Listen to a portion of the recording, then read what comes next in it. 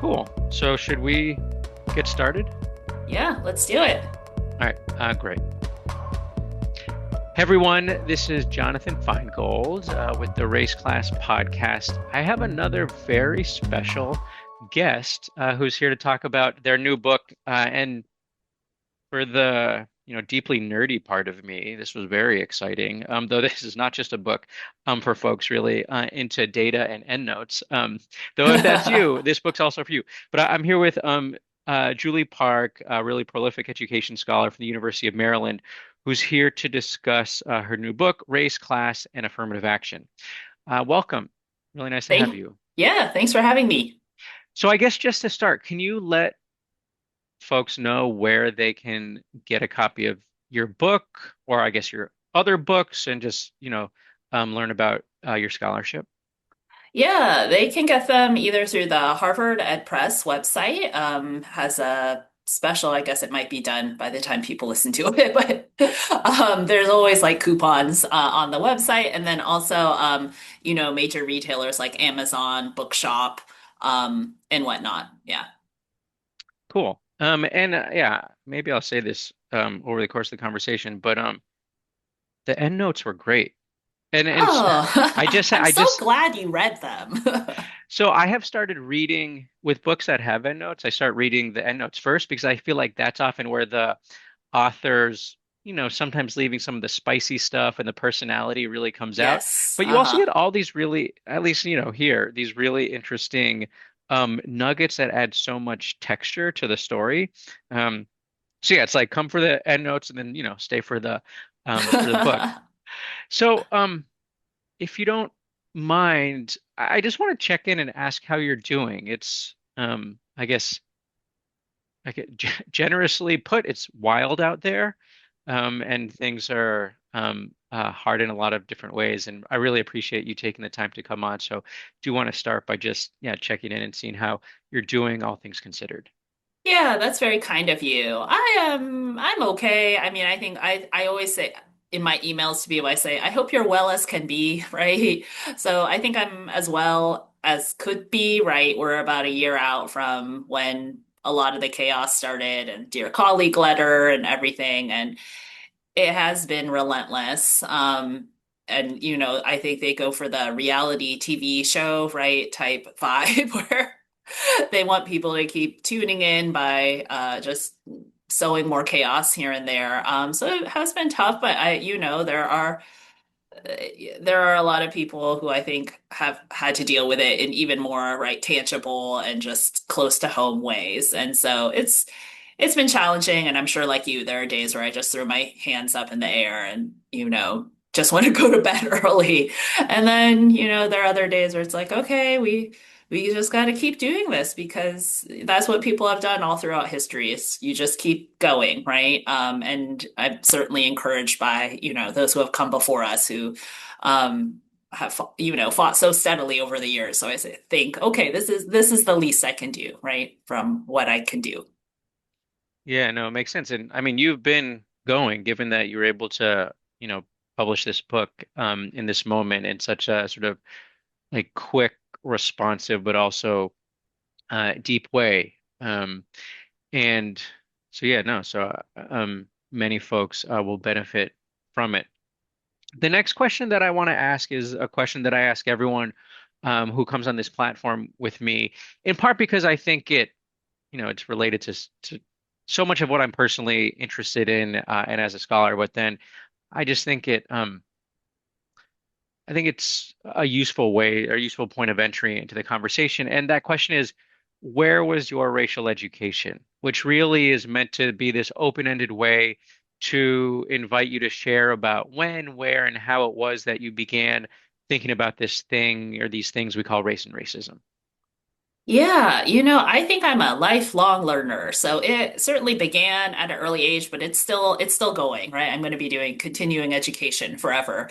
But where it really began was just early childhood. So I grew up in southwestern Ohio. And so just from a very early age, I was, I didn't have the language for it always, but I was very aware, like, oh, our family is different. My parents are kind of different. And back then people did not know like where Korea was at all. So I'm Korean American. And so my brother will joke, he'll say, even the teachers didn't know, right? Back then, which is kind of surprising. There's a war, right? But now it's very unreal, right? Now a lot of people know like K-pop, K-pop Demon Hunters, all of that. So it's just totally different world. But when I was growing up in Ohio in the 80s, we were, far from that. So I think I started thinking about those things. I grew up in an immigrant church, so I was interested, that kind of also made me start thinking about like social capital networks early on. Um, and so, it was a rich education, but it also had a lot of holes in it. And, still we all have things that we experience some things, we don't experience other things. And so other experiences that were certainly influential were college, right? I went to Vanderbilt, so that was getting to experience the South, right, in a really interesting way. And also where I took, sociology classes, women's studies classes, and began to gain some more critical lenses to understand the world around me, my peers. Vandy was had a lot of issues with, still has, but at that time, it was very homogeneous. But it was, I think, the first school to host Posse, right? The program that Yeah. brings students from urban areas to these random campuses. And Vandy was the first one. So I was fortunate that I feel like even though, I wasn't in the program, I just benefited a lot from the Posse scholars. We had a Posse group from New York City, and all of them were like, what are we doing here? Right? Like, why are we in Nashville? Like, Lord help us, right? But so we joke like we all paid right for our education. So I went to college on this affirmative action based like race conscious. It was like for quote like minor chancellor's scholarship for minority students. Like it was very obvious because you could do that back then. Um, yeah, so I thought about race a lot and, continued to do so in grad school and living in LA. That's a different type of education, both around the Asian American community that was much broader and more expansive than what I had grown up with in Ohio. And then, spending time in South LA and understanding just all the different pockets and communities. And now living outside of DC, right? That's also very much continuing education and just understanding just the complexities of race. In the area and just yeah, I live in Virginia, right? And so I was just explaining to my daughter last night. I was like, yeah, and we had slavery. And she was so like disturbed. She's like, what? Here? I was like, yes, here. And how old is your kid who you had this conversation with? Yeah, my 5-year-old. 5-year-old. Yeah. Yeah. So it's funny. We like went on the map and I was like, this was called the Confederacy. I mean, like just and something that is really nice about your book is in addition to the end notes, which might appeal to someone like me, so much of your personal um, trajectories in the book. So you talk about you being at Vanderbilt, how you got to Hmm. Vanderbilt, like the mechanisms that made that happen, what it was like to be there in different sorts of respects. Which offers just a really nice sort of layered dimension to thinking about the themes that you're talking about in the book. But I mean, I really can't help but also just think about how, so you talk about, or I think I heard you say that some like sociology classes, Hmm. and like maybe gender study classes were classes in which you were able to just like deepen your vocabulary and just uh, just your ability to understand and think about how different dynamics in the world work. And these are the precise classes Yeah. and disciplines that Hmm. are just being systematically um, uh, purged from universities. And some of that is coming from top-down federal pressure from the Trump administration. But I saw Victor Ray, who you reference in the book in his work on racialized organizations, and has been on the Race Class podcast. He interviewed yesterday, I think it was, a sociologist from FIU, Florida International Mm. University, who's just describing how the intro soc class there uses, I guess, a book that does not talk about Yeah. race or gender or all of the actual social dynamics that one would need to, be in any competent way, someone who, any sort of competent sociologist. And then you're talking about your kid who's just curious in the way that kids are and observant in the way that kids are, trying to grapple with you know, the present and how that connects to history. And I, really, it resonates with me because I have a 6.5-year-old, and now we are often having to have, conversations where he is just struggling with, and I mentioned this on a conversation I had with someone just a week ago, just trying to wrap his head around why ICE is putting people with dark Mm, skin in jail. And because he has like yeah. enough of a frame of reference, and but it is really, I said in that moment, I was like, yeah, I understand it's complicated a little bit. He was like, it's not complicated. I'm just Mm, confused. yeah. And against the backdrop of this broader effort to prevent teachers from just being able to have foundational, fundamental conversations with kids, so that kids can grow up and be able to, think at a highly sophisticated level at the stuff that you're writing about in your book and all those other dynamics that shape our lives. Yeah, yeah, it is really worrisome. I mean, it's funny because I don't know if you ever think this as a professor, but it's always just like, who would be afraid of me, right? Like just this random Asian lady sitting here writing my books that, or, my peer review articles that like five people are going to read or, but when you add all of us up, I guess, who are doing this type of work, it's threatening, right? It's asking these questions about challenging the status quo or challenging an understanding, right, that is comfortable to people or, all of those things. And so it is fascinating how, so then I'm like, yeah, knowledge is really powerful, right? Like it's easy to take for granted, but yeah, ideas, there's a reason why I mean, let's hope, right? But who knows, right? Why they lock up the professors, right? Throughout why they've done that throughout history when they're trying to take over power, right? So it's scary and it feels like unbelievable that it could be happening in this day and age. When in the US we've had a good run, right? With a good season of academic freedom, sort of post McCarthyism, although it wasn't always sunshine and roses. But yeah, it is very surreal to see some of these things happening here in this country, right? It's supposed to be beacon of freedom for the world. Yeah, supposed to be. And I think it was Joan Scott who wrote a pretty powerful piece just a few days ago connecting the attacks on gender studies and Epstein files and just the sort Hmm. of that brought just that ecosystem of powerful elite men. And it is true that, yeah, professors, occupy sort of different sort of positions discursively in U.S. society. But, it was Nixon, it was J.D. Vance, the current president who have quite explicitly identified universities and professors as the enemy, part because of the um, just inviting students to ask questions about whether the way the world works is Hmm. natural and just, or the product of a whole set of uh, unjust dynamics that are tethered to, these deeply troubling histories. So, so with that, let's pivot to the book. Again, it's titled Race, Class, and Affirmative Action. I don't think there's hard to imagine a better titled book for the Race Class podcast. And then I guess there's the colon college admissions in a new era. And so before I jump into some more concrete questions, I would love for you to just introduce the book, why you wrote it, who it's for, any, like key sort of pieces that you hope readers will take from it. Yeah, so the original idea behind the book was just when, of course, Students for Fair Admissions v. Harvard, the ruling came out in June 2023, and there was just still so much to say, right? And I covered the case in my earlier book, uh, Race on Campus. I'm blanking out. Race on Campus, debunking this with data. But that book went to press like right before the first round of the Harvard trial went through, right? So even though I had covered the issue, there's a chapter like why affirmative action is good for Asian Americans.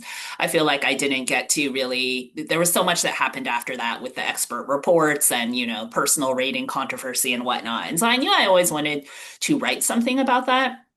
And then at the same time, our research team had been doing this Gates supported study that had just a bunch of information on like inequality in college applications, whether it's extracurricular activities or, letters of recommendation. And then we were all doing all this work on test optional. And it felt like all of these things like they were all connected, right? And so it was like, oh, why not try to get it to a broader audience, right? People aren't going to really pick up a peer review article most of the time, right? But the public will pick up like a book, right?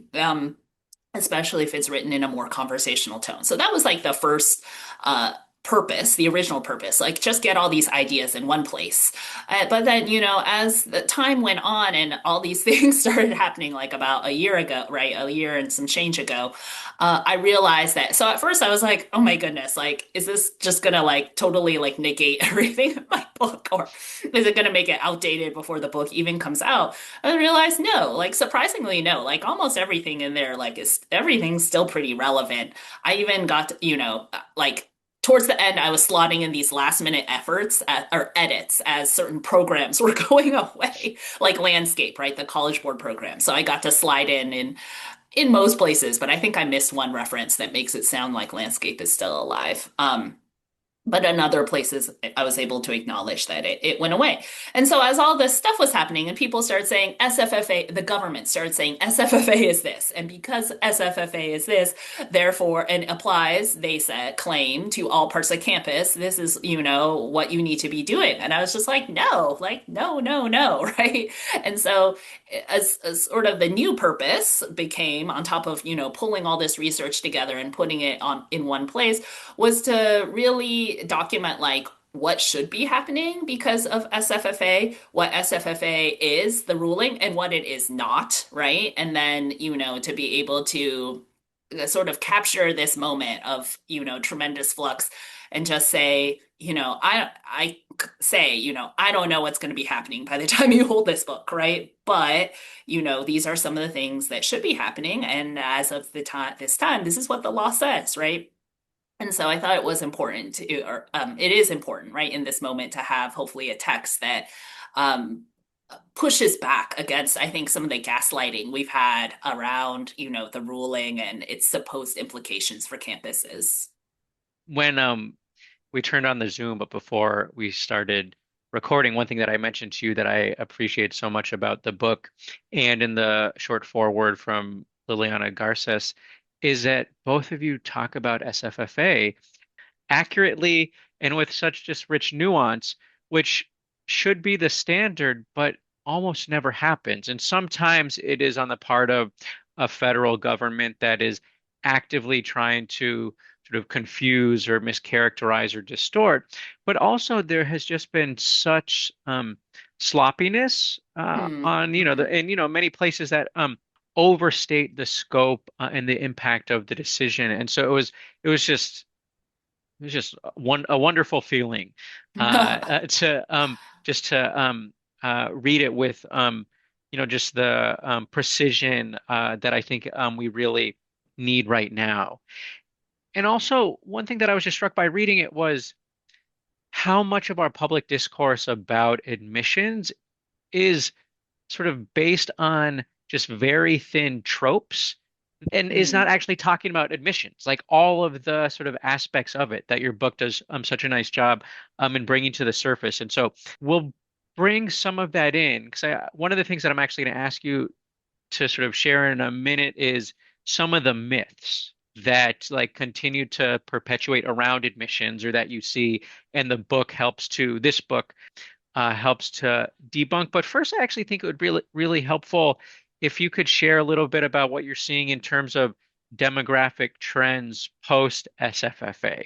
There was a lot of anxiety that it would lead to a drop off of students of color, particularly Black and Latinx students, and Southeast Asian students in many institutions, particularly elite ones. I'm not someone who tracks that, but I think you are. And so I would just love if you have a sense of where we are right now, demographic wise. Yeah, yeah, for sure. So yeah, we see some interesting trends.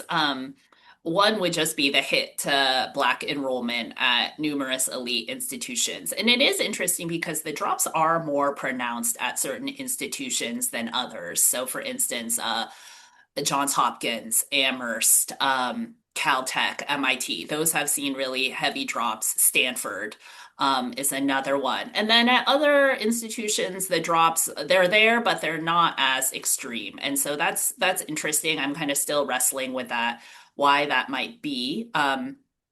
But it is, yeah, it is fascinating. Another thing would be the drops in 2025 are worse than 2024. So 2024 was already not great. They're pretty notable. And then at most places, they actually do get worse in 2025. Columbia is another one that's been hit really hard. And James Murphy, he has this great tracker on his website where all these nice infographics, and I'm always like looking at it and comparing like the colored dots to understand. And what's interesting is Latinx enrollments, they have fallen at a number of institutions. They have not, the drops, I'd say, have not been as frequent as the drops for Black enrollment. And part of, although they do occur at a number, like a significant number of highly selective institutions.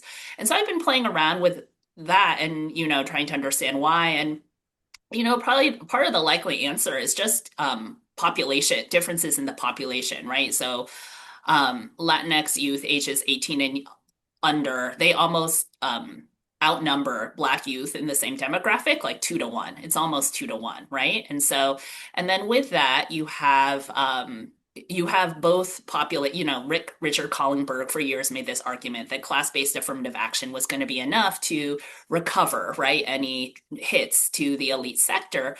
But what we're seeing is that in particular for Black students, that they're just simply outnumbered by other low-income communities of color, which we knew, but I don't think, at least I didn't think as much how it would play out where for Latinx students, right, low-income Latinx students outnumbering low-income Black students quite substantially in the pool. And this isn't to pit the two groups against each other. That's the last thing I want to do, but just to explain why I think the Black population has been experiencing sort of these more notable hits, right? That they're not gonna recover.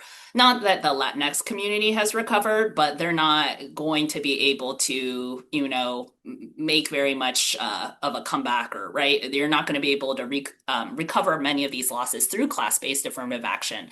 And so, the Black community, they're really being hit on both ends, right? They don't have the tool of race-conscious admissions to help expand access across the economic spectrum, but including middle-class African Americans.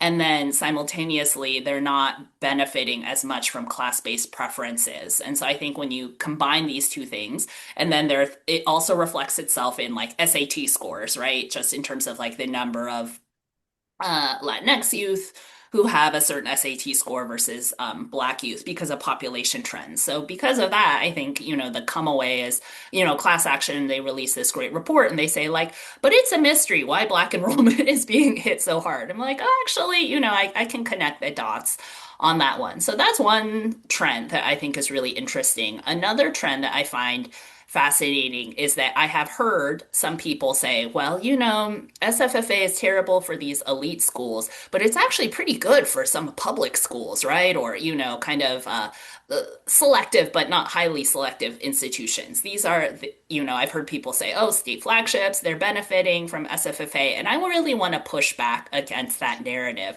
Something I think that is really interesting is that, so in the class action report, they flagged 14 of the schools that had the highest underrepresented racially minoritized student gains post SFFA. So these are public universities, right, that have had the highest upticks in either Black or Latinx enrollment. So they're 14, and I was looking at them and I was like, what do they have in common, right? What do they have in common? And it's interesting. Well, yeah, I feel like I'll come back to that tangent later. The thing they have in common is 11 of the 14 are institutions that already didn't use race conscious admissions before 2023. So either because of a state ban, like University of Michigan, University of Florida, litigation, University of Georgia, Louisiana schools, Mississippi schools being influenced by Hopwood and other decisions, right? So, these so-called gains in the public sector, they're kind of an illusion, right? Yes, the numbers are higher relative to pre-SFFA, but that's because these schools have already lost so many Black students and Latinx students, right? So it looks like, oh, a recovery or a gain, but really it's no, they were just really, really behind, right, on Black enrollment because they haven't been using affirmative action and admissions for some time. And so that's another trend that I find is really interesting and hopefully useful to push back against this idea that there are winners, right? When really it's the whole sector that's losing. David Mickey Pabello, I highlight this in the book. He did work on institutions that right didn't use affirmative action or due to state bans in previous years, and the link in the rise in Black students enrolling in for-profit institutions, right? So you have these ripple effects where students are kind of going down a level, they go down a level, they go down a level, they end up at for-profits, which usually don't have their best interests at heart, right? And so, it's the whole system suffers, and the losses are most obvious in the elite sector, but they are going to cascade down, right? And push a lot of students out of the system altogether, which is, greatly troubling. So that's really helpful backdrop, and folks can't see my face, but I got a big eye roll from me, or you got a big eye roll from me when you were referencing Rick Kahlenberg's work, who has just been just pushing this narrative for really decades, Oh that yeah. universe that uh, like a so like just a deeply like implied assumption in his work that universities can't both be attentive to the racial identity of students and their socioeconomic status. Like, of course, like they can be, but for him, it's always either or. But then just this almost just zealous assumption that universities can maintain, rich levels of racial diversity by focusing on class, which itself contains so many assumptions and just erases the ways in which students continue to experience racism, even if they're middle class or wealthy. And so you can't respond to that by attending to class alone. And I think, you were talking, I was actually planning on going a slightly different direction with my next question, but one question is why is it that Black enrollment has declined in the sort of the ways that it has? And you identify some hypotheses. But I think something that often gets overlooked in sort of conversations about race conscious admissions is the ways in which university admissions are just embedded with what we might think of as unearned preferences or advantages for students who are wealthier and white. Yeah. And you Hmm. you just you talk about that in all sorts of different ways. And so I was just curious if you could just share some of just the common components of admissions schemes that are effectively granting what I would refer to as a racial preference or a race/wealth preference to wealthy white applicants. And I have some ideas in mind. I'll just like leave it open-ended in case there's anywhere you want to go. But if it's helpful, I can sort of identify some of the threads in your book that I think would just be great for you to sort of elaborate on here. Yeah, I mean, probably the one of the biggest offenders is athletics, right? So athletic recruitment and how it disproportionately benefits white, upper income, wealthy, oftentimes private school students. And so, it's just really fascinating, right? It's fascinating, it's troubling, and it's funny because it feels like this is like the third rail that institutions do not want to drop, right? That they are even more so, I think, than legacy. In the book, I share an anecdote from a admissions leader I talked to, and he said, it would be easier to get my board on board with supporting like some sort of bump related to like reparations, right? Like to, descendants of enslaved peoples than it would be to touch athletics, right? And it's just so interesting, especially for these, with for these non-revenue generating sports, I mean, I don't want to say sports only have value if they make money. I mean, that seems to be kind of the broader ethos in higher ed, but institutions are just fiercely protective of these teams and their ability to, recruit the types of students that they want to in these roles that don't have scholarships or right and that take a tremendous amount of class time away from students. That's the other thing. Like, I don't know if you're in law school, right? But when I have undergrads, I've had athletes and they're like, I'm going to miss this class, this class, this class, this class, this class. I'm like, I don't think you can take this class, right? And so it's just interesting. There's another book I just read. I'm going to be on a panel for it. Ingrid Nelson's Yet Another Costume Party, and she goes into athletics at Bowdoin, where she teaches into just Mm, this very micro level. And it's so interesting because she talks about how it affects the peer culture and how it's basically like, I've been like nitpicking on fraternities and sororities for years, right? For insulating white students, but like athletics and these teams it takes it to another level, right? And so it has implications both for admissions and for campus life that I think are really troubling. Another big one is legacy, right? Of course, it's just like, come on, like this is another like low hanging fruit.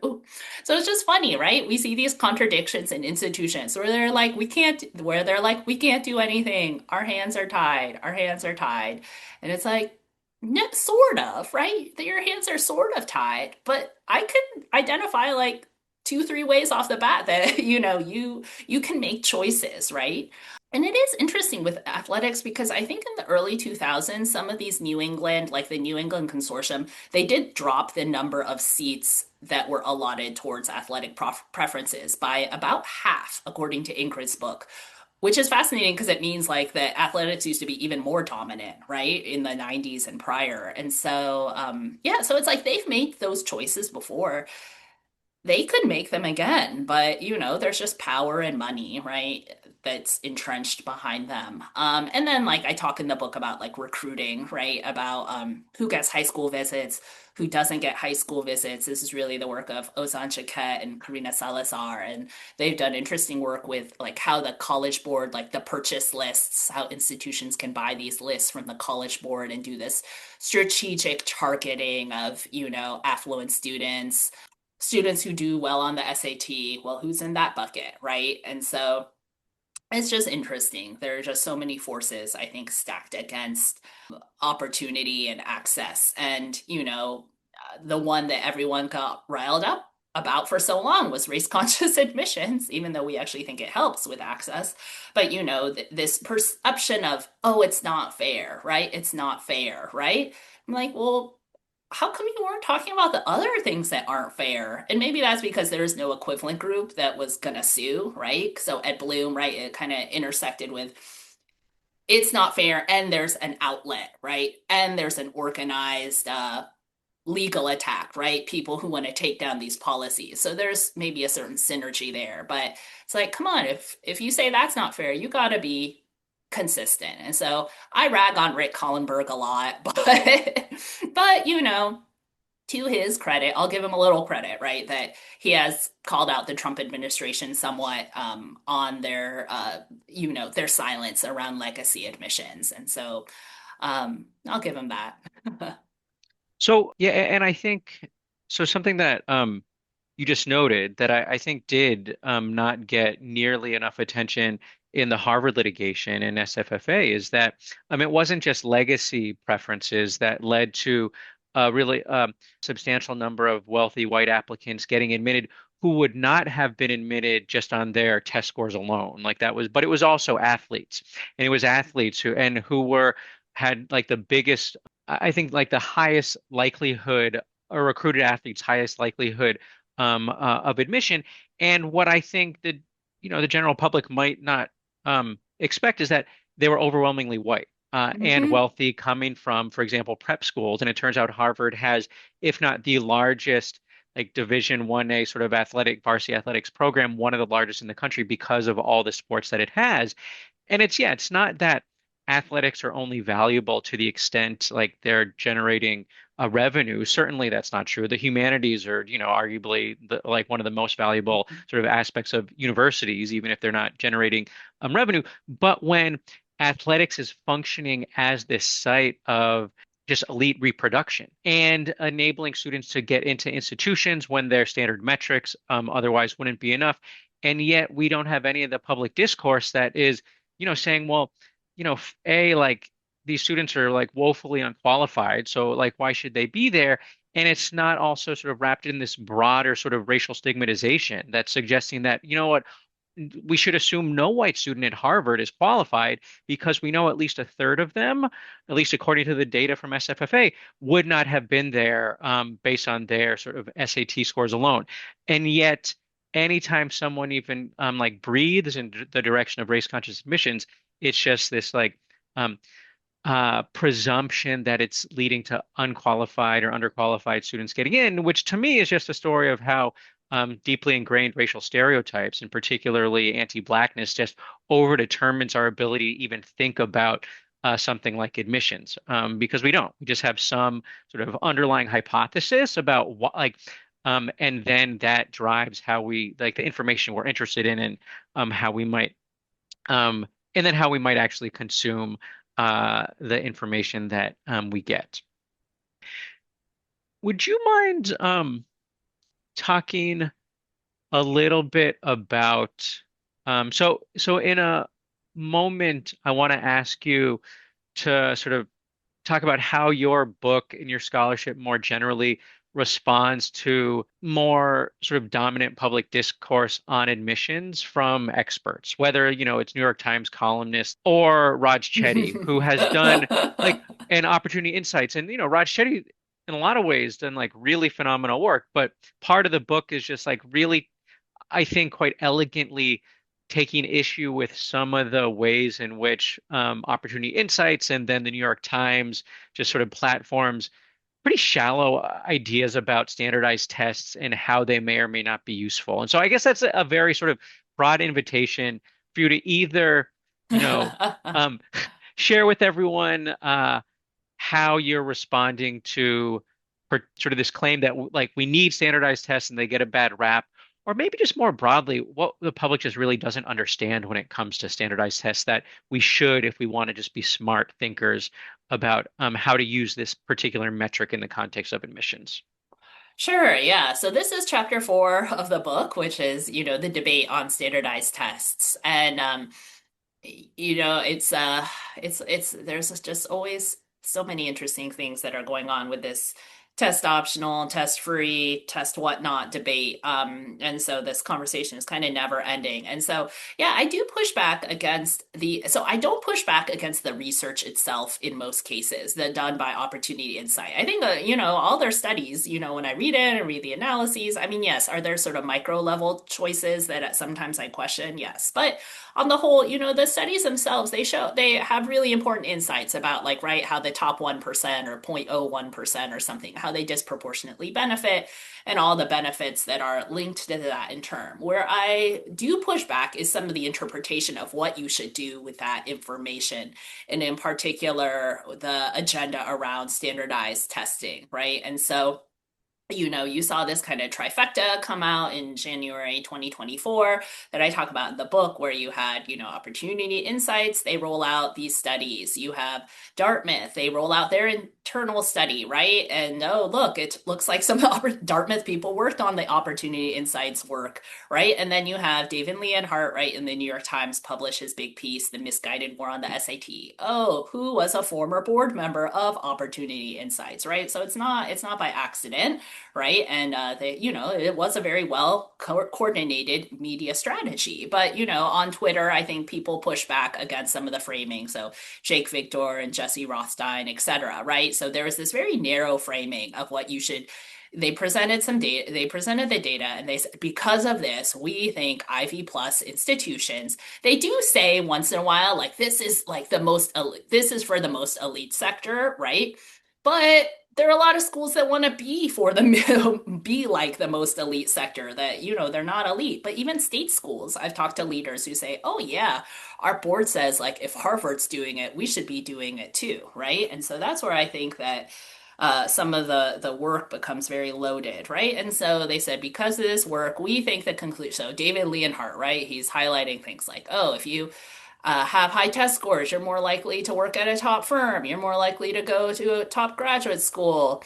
Um, you're more likely to have the highest GPA, which really shouldn't be a big surprise, right? Someone with a 1600 has a higher GPA than someone who maybe has a likely score like around 12 or 13, 1400, right? Although the differences actually aren't that big when you look at the 1500s, right? So 1600s, right? They're another breed. But when you just compare like the 1500s and I think the 12, 1300s, yes, there's a difference, but it's not as pronounced, right? But anyway, so Opportunity Insights took this stuff and Leonhardt and Dartmouth, and they said, okay, we have this stuff. And because of this, we think the conclusion should be that Ivy plus that group should really go back to requiring standardized tests, right? And Dartmouth took it kind of another level by making this argument that low income, that test optional actually disadvantaged low income students.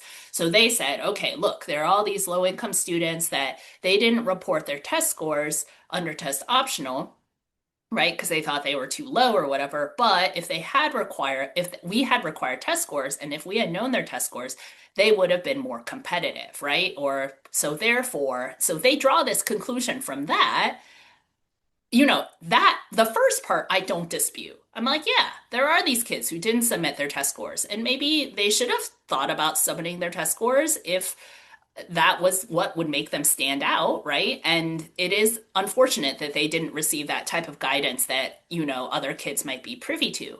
Where I start disagreeing is, well, in order to maximize access, you know, Dartmouth, right, and Opportunity Insight said, in order to help low income students, we must go back to requiring the SAT. And it's like, whoa, whoa, whoa, right? Like, that's a big jump, right? And it casts this false binary of this situation that you can only have low income students under test required policies versus thinking more expansively and to say like actually you could keep test optional and you could do more to educate students about when they should submit their test scores, right? And then maybe you could even potentially like double the number of low income students. Like I'm all for having more low income students, right? But they acted like low income students like vanished under test optional. Like, where are they? Our low income students who didn't report their test scores. And so we have to like, this is terrible. So we need to bring back the test. And in reality, I mean, I feel bad for the low income kids, at Dartmouth. They're like,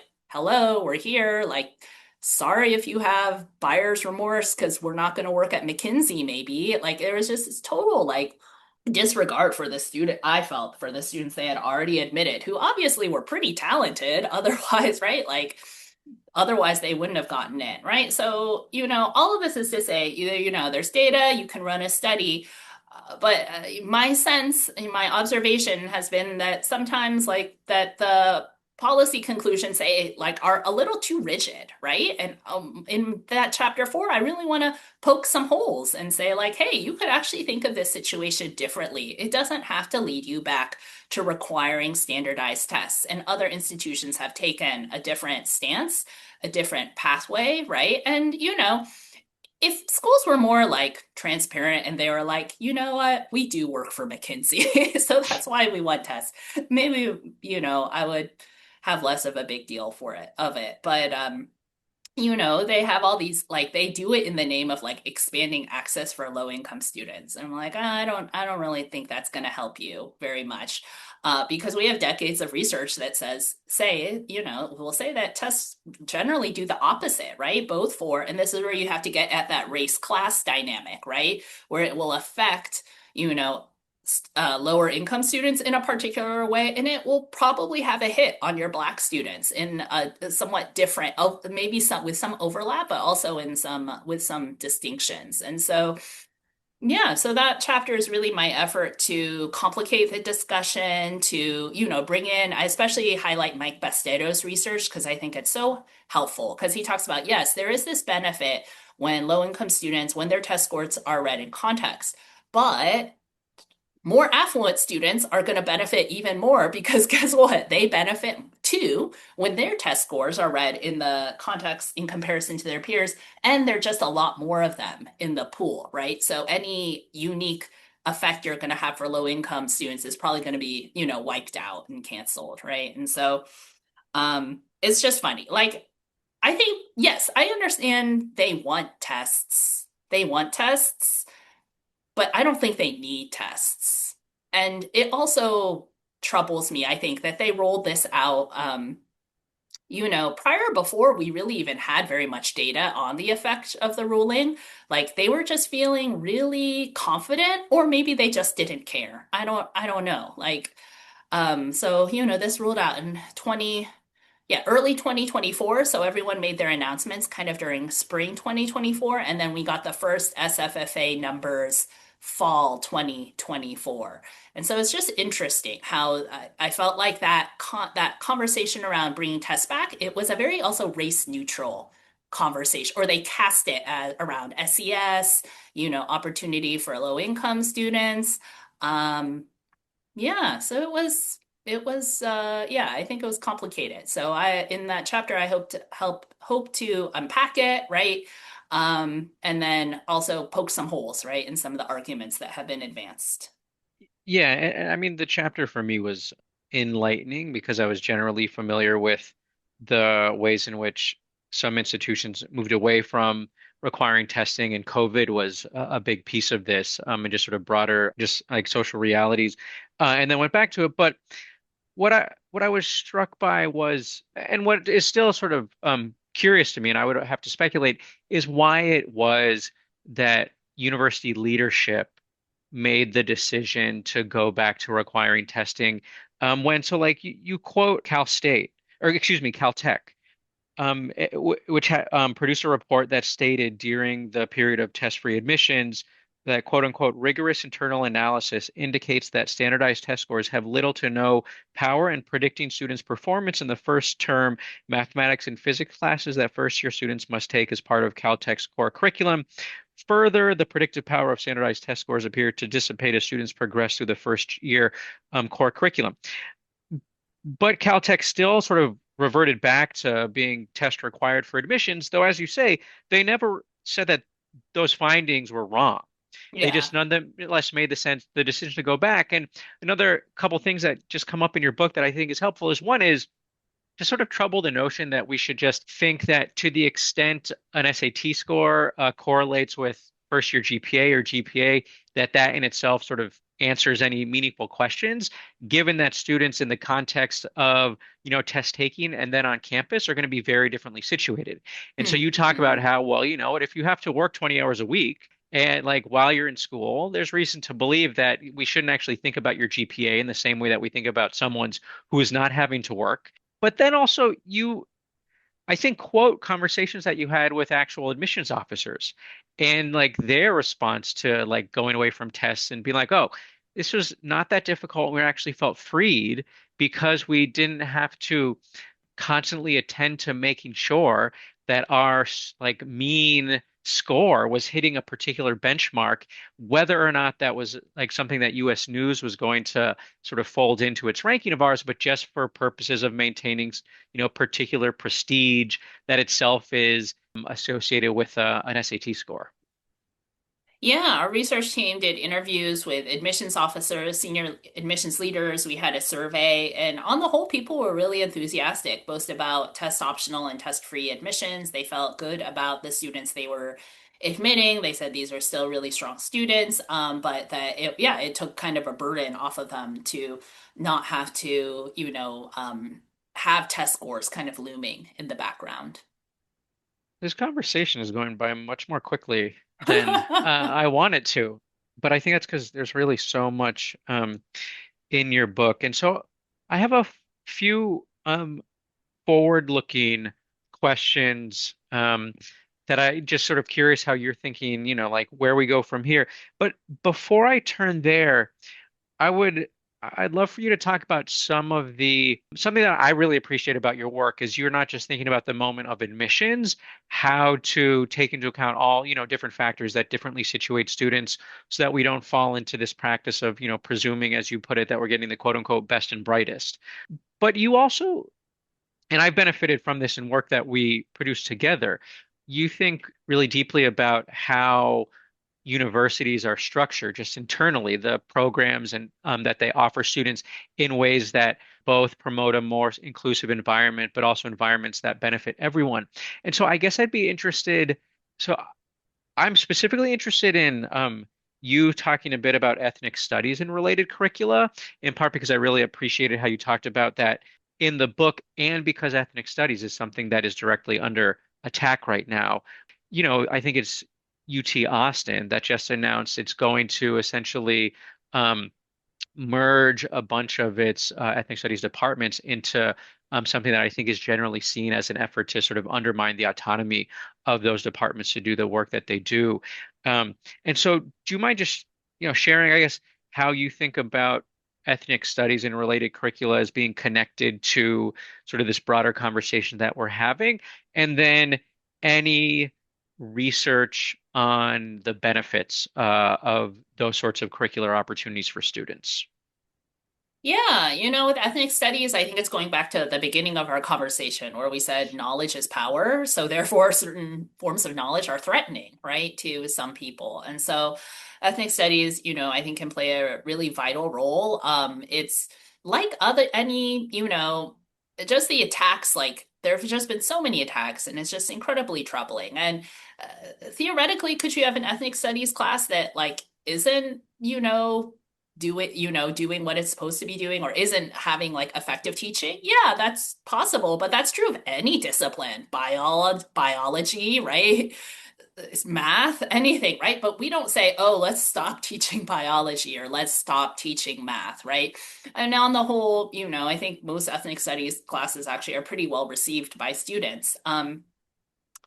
And so, I think the attacks are just kind of this continuation of the overall attack on, knowledge that is seen as threatening to the status quo. And it's just interesting because there are so many things within ethnic studies that on surface level, like don't seem very threatening, right? But like that, stressing the importance of voices, right? Bringing the community, like bridging the gap between the ivory tower and the community, right? Like that has been around forever. And universities themselves were like patting themselves on the back for all of this civic engagement stuff that ethnic studies really pioneered and has done, so well, right? But you can see how sometimes those ideas are threatening. And it's just, with the kind of the current flow of the country and for parts of the country, right? And going after things like, right, CRT or, other sort of theories or ideas, right? That these ideas are dangerous, and if we can root them out, then somehow we're gonna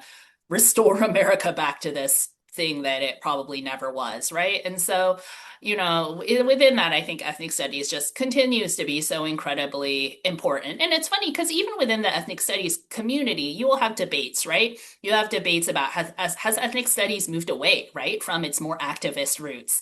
And it's kind of funny because like the people who are cracking down like wouldn't know the difference. Like they even see this version of ethnic studies or the kind of the ethnic studies that has been able to survive at elite institutions, like they see that as threatening. But you see a lot of people who see that as, losing some of the original purpose of ethnic studies to be more directly connected to the community and disrupting the status quo. And so I think it's so important. There are some interesting studies that I cite. One by I think Nolan Cabrera and his team, and then there's another one from I think some folks from UC Irvine and Stanford that were really interesting. Even looking at the high school level of positive benefits on like grades and attendance and engagement and things like that. And I think part of it is just ethnic studies can be a hook, right, for students who, if they are not feeling connected, right, to their other classes, and even for those who are, right, just to be able to study the world, right? Whether it's studying your own community, but it could also be studying another person's community or a part of your community that you don't know about, right? Or that is different from your own, right? And, I think from those experiences, right? When students see themselves or, their families reflected in the curriculum, right? It can be a way to bring students in and can be a launching ground for helping them feel more connected to the university more generally. So yeah, I think there are a lot of great things that ethnic studies can do. I've really enjoyed teaching Asian American studies with undergrads, and I've always taught it generally in pretty racially mixed classes, right? And so it's been really fun, right, to have students from all different walks of life, but then they're always like, whoa, I never knew this. And, oh, I didn't learn this growing up, and seeing it how it connects the dots for them. So when you were just talking about the sort of internal conversations within ethnic studies about whether it's, become too much part of the university and part of the bureaucracy as opposed to maintaining activist roots. A few years ago, I think it was a Viet Thanh Nguyen like podcast episode that I assigned to some of my critical race studies students in our class because I could be misremembering, but I think it was him discussing, sort of the lineage and trajectory of ethnic studies, and then sort of second generation sort of faculty and how it sort of moved more into the university and how that actually, in different ways, sort of there was just latent tension with some of the sort of just sort of the foundational elements of it. And there's I guess two sentences in your book that captures much of what you were saying, but really resonated with me because I've understood something quite similar, just more broadly with respect to sort of curriculum or teaching about race and racism. And what you write is most of us have endured a bad math or English course along the way, but does that mean we should stop teaching those subjects? The same goes for ethnic studies. And I think like what I heard from colleagues was, that they went to like some bad DEI training. And Hmm. so and then like that was like the reason to get rid of the Yeah. entire project of trying to like cultivate diverse, equitable, and inclusive campuses. And like that can't be right because Yeah. we've also gone to like really bad budget meetings. I And know. it's like, so does that mean we don't like care So about the budget? many. Um, Yeah. and so, but I just really appreciated. So we're just about at um time, and I want to, I guess, close with one more quote from sort of the very end of your book, and then invite you to either respond to that or just more generally share any thoughts about, I guess, reflections on this moment, whether or not tethered to your book. Though the book is really nice, and the just the reference to Chuck Lawrence and Mari Matsuda and the notion of we won't go back, I think strikes the right tone. But you write, we have to revisit the very purpose of higher education and how our values influence the type of institutions that we build and the admissions criteria that we use. What is our responsibility to the nation? Are we looking to educate corporate warriors who help the rich get richer, or do we have a baseline responsibility to foster an educated citizenry that can help society flourish? Question mark. I think I know what your answer is to those sort of rhetorical questions, but yeah, I just love to hear your reflection either on what I just read from the book or, more generally for the moment. Yeah. I mean, higher ed is does serve the powerful, right? It does help the rich get richer in a lot of cases. Sectors of higher ed, not all of higher ed, but especially elite higher ed, right? But there also are these overtures, right, to serving the common good, right, to raising people for public service, to preparing people to be able to communicate across different lines and come to a deeper understanding, to debate these issues. An educated citizenry, but also non-citizens as well. I should have marked that in the book, who certainly matter and are a tremendous, significant part of our institutions, right, as well, and how we benefit from their presence. And so, I think it's just like, who do we want to be, right? It's kind of these existential questions, and it's kind of like, well, think at the end, and think of who you want to come out of these institutions and then kind of work backwards, right? Think about what sorts of experiences do they need? What sorts of conditions? What sorts of classes? What sorts of environments, right? And it goes back in somewhat to the admissions process, right? Because that's the very first kind of point of contact, or that's what's involved in bringing a class together, right? And so I hope, I know institutions have so many different competing priorities, right? And many of them feel like they butt up against each other. But I think just some of these priorities are just there was maybe a period where we were able to accommodate them more, right? Because we had more flexibility about how to pursue other priorities, right? But we have lost that flexibility. We have lost a lot of those tools, or they are severely restricted. And so, in light of that, I do think institutions have an obligation to be like, they can't just be like, all right, sorry to the priorities that we used to care about, and we're just going to continue to support these other priorities, whether it's athletics or keeping our alumni base happy or whatnot. I think they have to do some real kind of reconfiguration. Like, okay, we have lost tools to, or we have fewer tools to pursue certain priorities. How does that change who we are? Or does it change who we are? And do we just have to think about different ways to get there? And what does that mean for how we prioritize other things in our investments elsewhere, right? And so I think it's a big soul searching right moment for higher ed, and amidst all the other federal crackdowns. It's all happening at the same time, but I really hope they don't lose sight, right? Because I think certainly the things we care about, racial ethnic diversity, economic diversity, social mobility, opportunity, and access, right? That's part of what should make higher ed special. And so, yeah, certainly I'm hoping institutions don't lose sight of that, even though I know it's hard. Well, thank you. And I do know that any institution who reads your book will be better positioned to do that. I hope so. That is very kind. Well, thanks so much for being here. Real pleasure. Yeah, thank you so much, Jonathan. Take care.